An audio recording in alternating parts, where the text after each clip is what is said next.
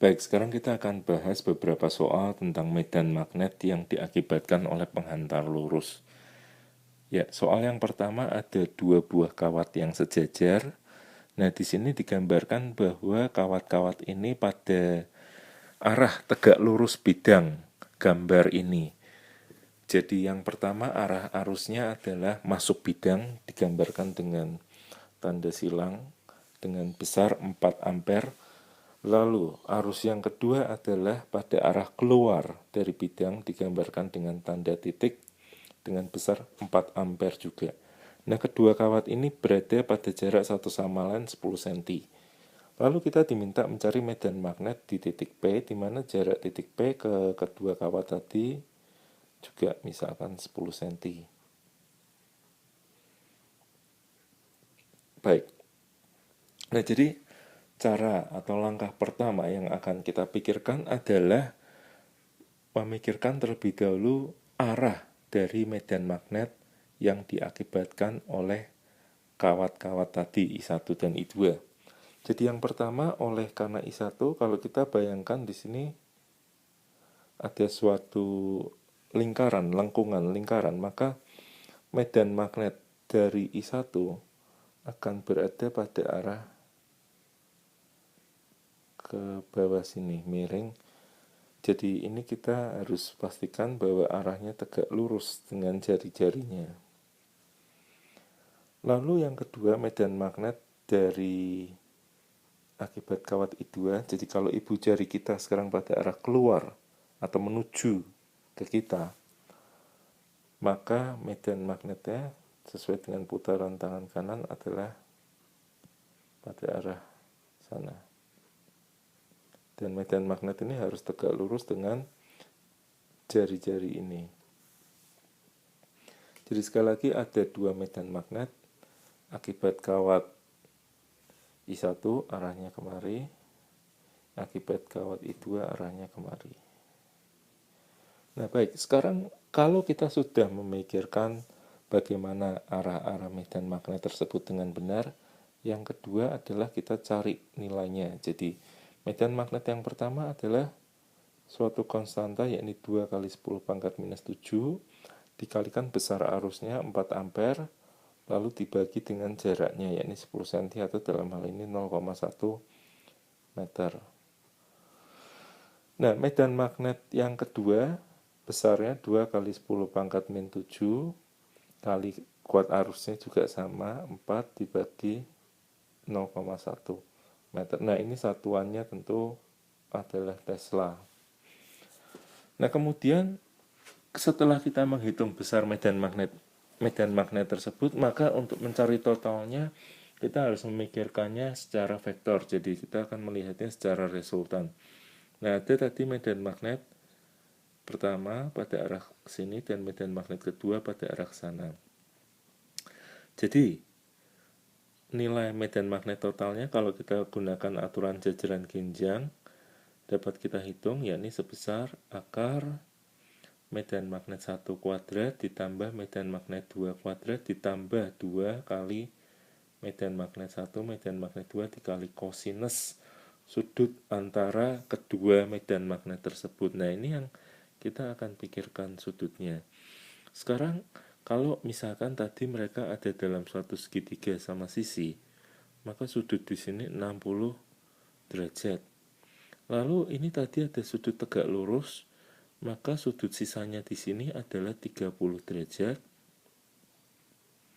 Dan juga sama, tadi ada tegak lurus di sini, maka sisa sudutnya di sini 30 derajat. Maka sudut antara medan magnet B1 dan medan magnet B2 adalah sebesar 120 derajat. Nah, ini dapat nanti dihitung nilainya. Sekali lagi, nilainya adalah akar B1 kuadrat tambah B2 kuadrat tambah 2 kali B1 B2 cos 120. Baik, soal kedua. Nah, jadi ini ceritanya sekarang kawat-kawatnya digambarkan terletak pada bidang gambar ini. Yang pertama arahnya ke atas, yang kedua arahnya ke bawah dengan besar 5 ampere dan 10 ampere terletak pada jarak 20 cm. Nah, berapakah medan magnet suatu titik yang ada di tengah-tengah di antara kedua kawat itu? Baik, kita akan memikirkan medan magnet dari kawat pertama dahulu. Nah, medan magnetnya ini kalau kita lihat arah arusnya ke atas sana, maka medan magnetnya sesuai dengan aturan putaran tangan kanan. Ayo kita pikirkan, arahnya adalah silang.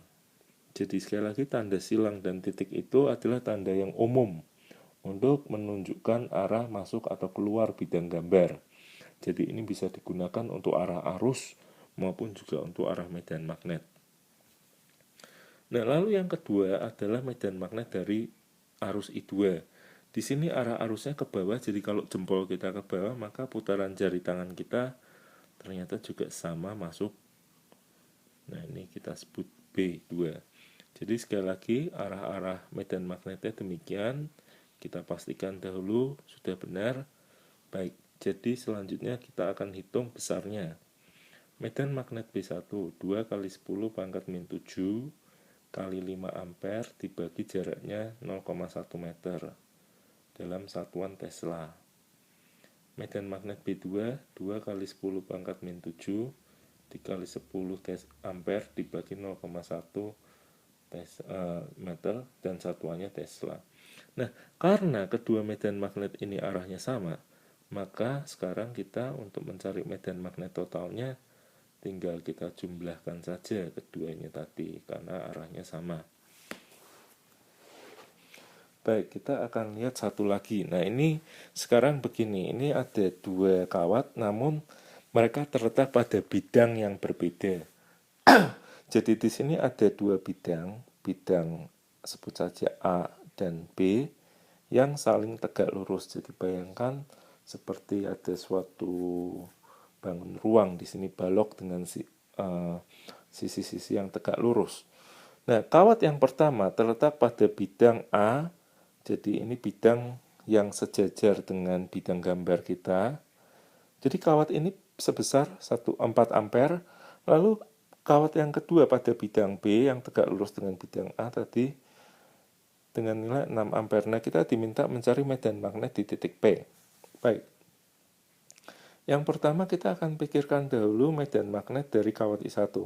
Nah, kalau kita buat suatu putaran di sini, maka jempol kita ke kiri, lalu arah putaran tangan kita adalah di sini ke depan. Nah, ini medan magnet dari kawat 1. Nah, sekarang medan magnet yang dari kawat 2 kita akan pikirkan.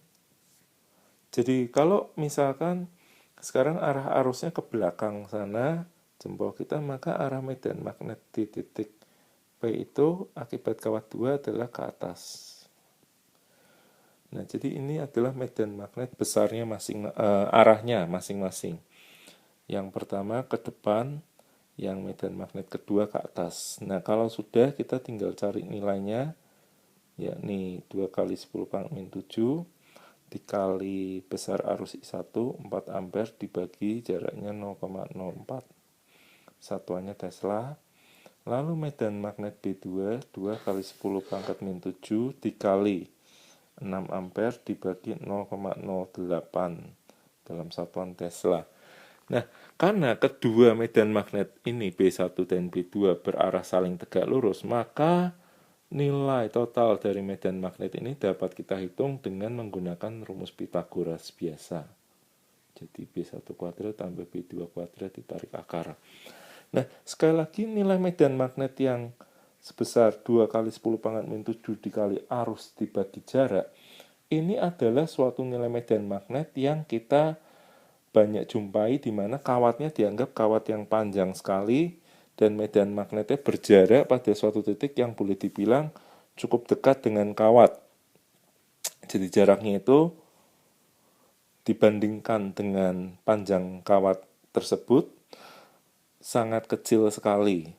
Nah, bagaimana pada kasus-kasus yang misalkan berbeda di mana jaraknya memiliki nilai yang cukup besar dibandingkan dengan panjang kawat itu. Nah, ini ada pendekatan yang lainnya yang mungkin tidak banyak kita bahas pada tingkat SMA. Jadi pendekatan ini yang dinamakan sebagai hukum Biot-Savart. Jadi mungkin pada tingkat universitas materi ini akan lebih banyak didalami.